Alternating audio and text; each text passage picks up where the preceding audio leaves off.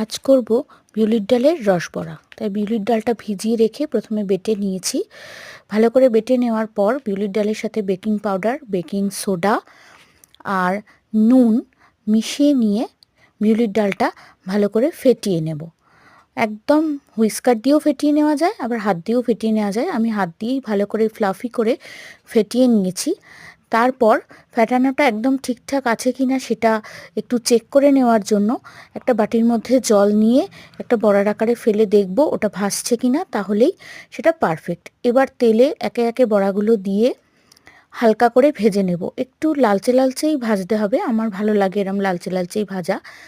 তারপর আমি সাথে গুড়ের রস করে নিয়েছি, চাইলে চিনির রসও করে নেওয়া যায়। আমি গুড়ের রসেই দিয়েছি। বড়াগুলো হালকা লালচে লালচে করে ভেজে নিয়ে হালকা উষ্ণ গুড়ের রসে ফেলে বেশ কিছুক্ষণ ভিজিয়ে রেখেছি আমি। তারপরেই ভেতরে রসগুলো ঢুকে যাবে একদম। বড়াগুলো রসের মধ্যে বেশ কিছুক্ষণ ভিজিয়ে রাখলে এই শীতের মরশুমে তৈরি রস বড়া একদম।